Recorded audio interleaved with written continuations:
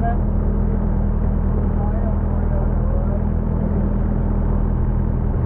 This came together, I've been thinking about it all morning, so it's not like I'm unprepared. But 12 minutes ago I was asleep, waiting for these guys to come. So here's the deal. Okay, I can safely coast now. So this guy is being towed by the launcher from the boatyard, the red boat, and so the catamaran has no engines at all. Either they're physically there but they don't work, or there's no engine physically. I don't know which. But there's another catamaran waiting to splash and get out of here, so that's the next step. So they dead sticked this catamaran out of the way, and then I just drove out, as you can see, and now the other catamaran is going to depart, and then this catamaran is going into the boatyard. Oh my god. So I'm really concerned about the power line, so I'm going to turn left right about now and go to where that blue boat is. If I can do it without falling down.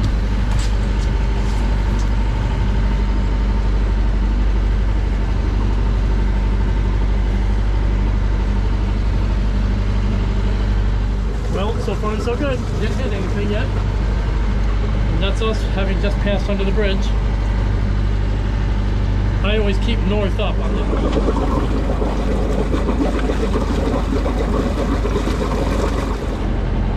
We're gonna go through this little choke point here. There's the castle over there. I'll get a better picture of that in a moment here.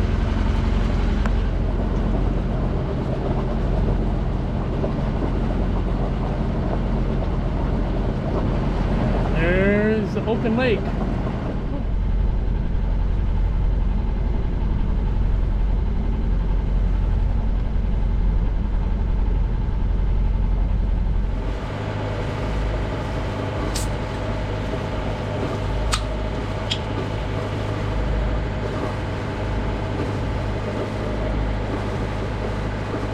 It's not very good. But it's an anchor beer, and I'm not in the boatyard anymore.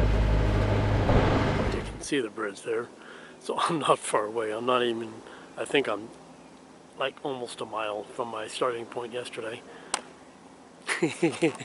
Not exactly a voyage. I motored under the bridge, past those marinas, all the way down, and down here there's a castle. And I went through the choke point there, through the straits at the castle, and then anchored on the backside, but it was too bouncy over there. You can imagine every molecule of water in that big lake is trying to jam its way downriver, you know, to the upper right of your screen. And it does, when it gets choked up by all the landmass, it does kick up some waves. And I was getting about 2 to 3 foot waves. So I went back inside the interlock, and I'm at the second yellow ball you see there on the west side of the interlock, much closer to the city. What about the paint job?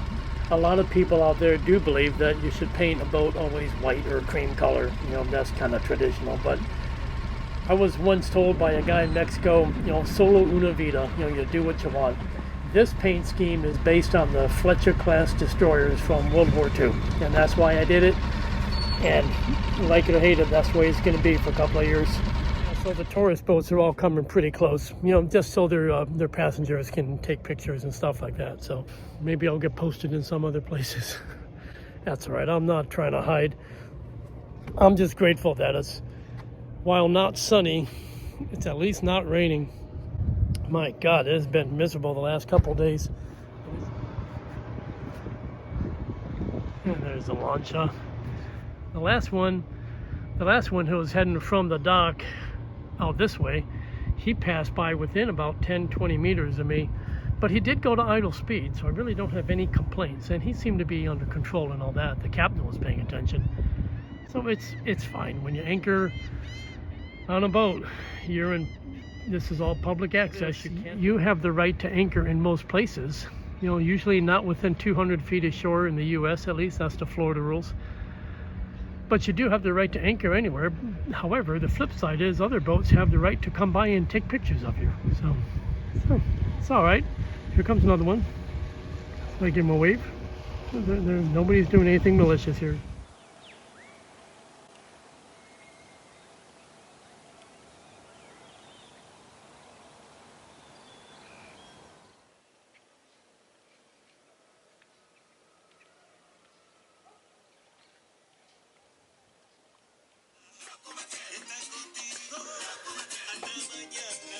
Not good.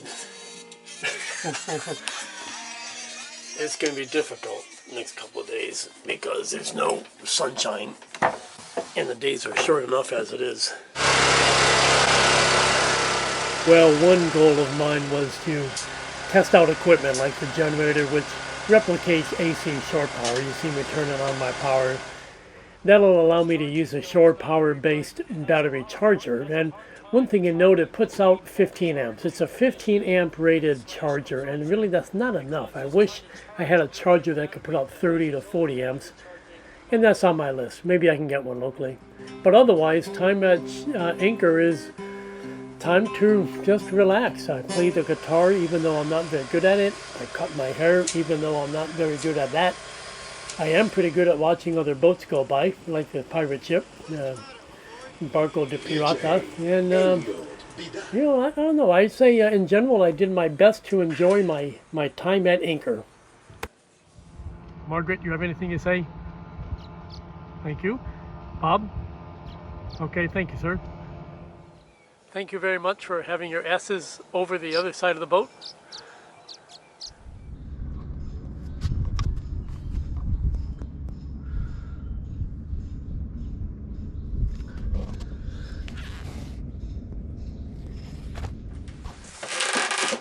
Okay, this is the Starlink Mini, and yours truly is going to figure this out. I don't know quite what this is. Piece of paper. This is the dish itself. It looks like it has some type of stand to sit like this. It also has a power connection right here. And I don't know what that little dealie is, but I'll figure that out. Snowed all day and about 3/4 of an inch of rain. At the moment it doesn't look too bad, so we might get some bit of sun this morning. Seahawk info. For anybody sending stuff for mail for Canada, Canada Post is still on strike as far as I know. Over. Okay.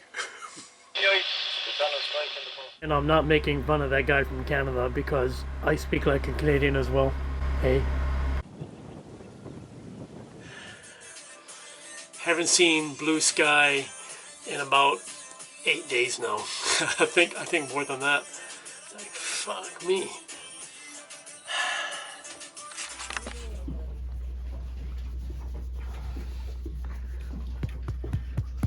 Good girl. Even though I'm an anchor, I am very, very close to shore, and I came over to the Tortugal Marina because I have some friends who had boats there. They're getting ready to get underway, and I came over to show concern there. And Dale and I were planning our next moves. So I've got the bow line, the midships line, and the stern line already ready to go. I've already got a bowline knot tied in each one because I know that the dock doesn't have normal cleats, but it has instead is the wooden posts. That's not a complaint. In fact, this is a really nice dock I'm going to. I checked it out yesterday because it's quite close to here.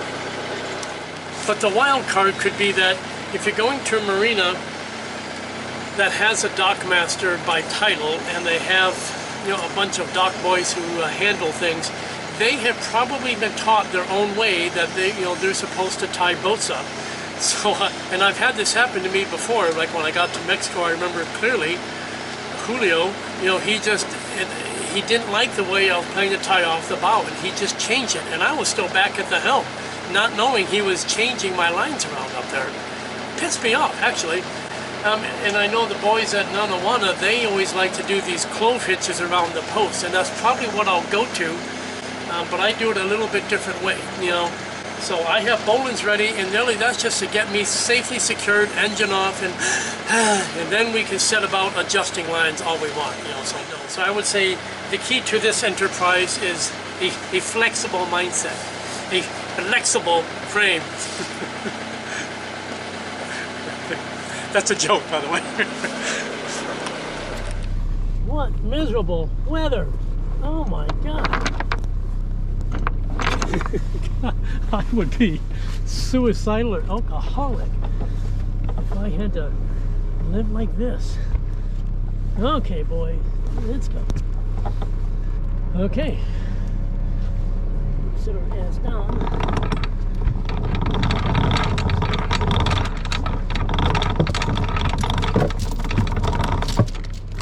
Come on, baby. Oh, you're in there, baby.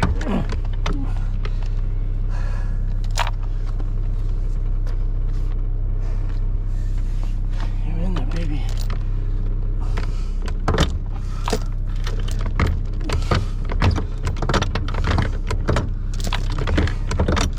Okay, I felt the pop loose. Oh my God. Got the fluke up anyway. She might be able to do the rest by hand. Yeah, we don't need this anymore.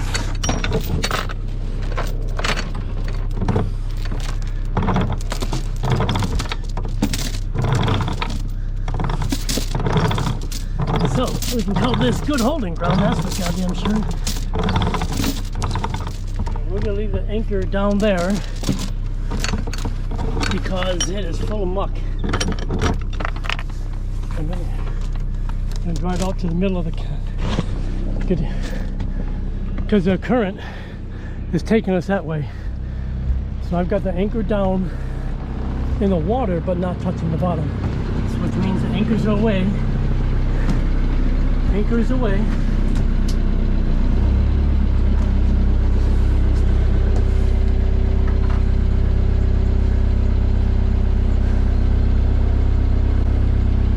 Here we are. And I admit, I still think in terms of cardinal directions. It's easier for my brain to process if I just think of everything in east, north, west, south. And in this case it suits me because I can go pretty much straight east, get to the deeper river water. So I'm just looking at, 30 feet or so. Then I'll go straight north to about here, and then go straight west into Rio Marina, which is where the red ball is. Hey, mister, where you going? You must have hit. Yeah, we're at the spot where it gets deep. And that means the water's going to be moving more quickly there. So kind of grab me. Okay. Left full rudder. Steady course 000.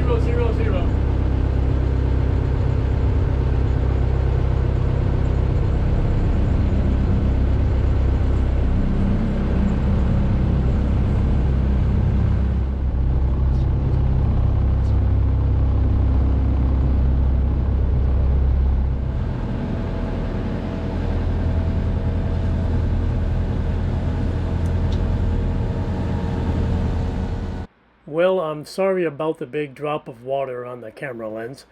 Something I just didn't think of checking before I made this turn. But either way, again, it was only a half-mile trip, and this is probably about the easiest approach into any marina I've ever done, ever in my life.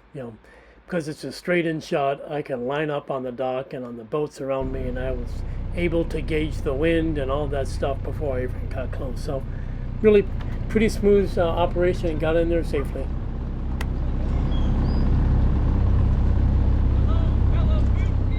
The big ocean, but it's a small world, and this big white two-masted ship on my left was a friend of mine up in Buki Harbor in Marathon. So we got to know each other a little bit then, and now we're going to reacquaint. So they have a beauty, 56-footer. Wow, what a machine. Hello, former neighbor. Morning. Morning. You've changed your camo pattern a bit.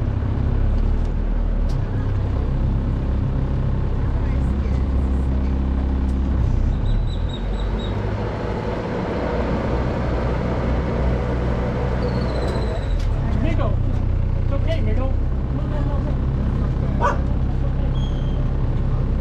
Hey guys, so thank you for watching the video. I'd like to point out two things from the last episode. When the boat hit the water, I showed you the shaft packing and how it was dripping like almost 2 drops a second. And I didn't do a good job of explaining that that's actually expected. The packing was completely dry and had been dry for almost 2.5 months. And so we expected it to be a leaker for a while, and we also expected, which I didn't say in the video, that there should be no need to adjust. The only solution is to just wait, and I did just wait, and now it drips about once every 15 seconds, so I'm getting almost 4 drops a minute. And when the engine, that's when I'm idle, and when the engine's running, I'm getting about 1 every 2 seconds. So I think that's perfect. So again, shaft packing, there really should be no need to adjust it. You just need to wait and give it time. A second item is PVC, these fittings below the waterline. There were a few comments about that, and everybody who made the comments is exactly correct. And what I didn't say in the video was that I am planning to buy bronze fittings. I'm going to get a bronze 90-degree elbow, which will lower the height of the fitting, and also I'm going to get the bronze 2 to 1.5 hose barb. I don't know that I'm going to get those here or not. I'm going to go out tomorrow and see if I can get somebody who can order them for me, and if I can't, then I might have to wait until I get to Panama for that. We just don't know yet. So other things going on, I guess I can't fail to mention health and morale. I mean, since I've been to Guatemala, I have been either sick or injured, I swear, 80% of the time, and it does kind of weigh on your mind. A lot of people might say, and I say to myself, that look, I'm getting older. I'm 61 and a half now, and time is ticking by, and you're going to have more aches and pains and things. But right now I'm dealing with a big toe on my left foot that is pretty badly inflamed, and I can't exactly explain why. I think it's from traipsing through the boatyard when it was very, very rainy, and it's like 1 inch deep of water, but it's mixed with all this paint dust and fiberglass dust, and Lord knows what kind of shit is in the water, and you have no choice but to walk through it in flip-flops. And so I think there's a contamination type infection, and another guy thinks it's a fungal infection, and I'm taking an antifungal right now. The antibiotic didn't do anything. So I'm still monitoring that, but it hurts like hell, and I have to sit here, which I'm doing at this moment, keep my feet elevated as much as possible. And you're going, how am I going to sail the boat like that? And that's a fair question. So I've got to get that resolved before I even contemplate going anywhere. And the weather, I'll tell you, we haven't seen much sunshine in the last 3 or 4 weeks, and it is weighing on my mind. It makes me remember a lot the way I felt when I was in Scotland a couple of years back. And so those things are kind of on my mind, but the focus is still to get out of here in about 4 weeks. I paid to stay in a marina for a month, and I'm going to be out of here by the middle of January, and the plan is to work our way probably north into Belize waters, so that we can get a sailing solution to sail south and east further, to get around Honduras. And once I leave the coastline and get out in the water, I'll just do what must be done, as far as whatever solutions there are for the existing wind. I'll just have to deal with it. I mean, their options are going to the Cayman Islands, going to Jamaica, going to Cuba, stopping in Roatan. There's a lot of options in a lot of different ways. Different people have played it. Next episode, we'll get into that a little bit more. But for now, I really am still feeling pretty blessed. Today, I'm just going to goof off the rest of the day and just be glad to be alive. So I'm highly confident that I won't get an episode out before Christmas. So Merry Christmas, everybody. Feliz Navidad. Maligayang Pasko. Take care. Bye-bye.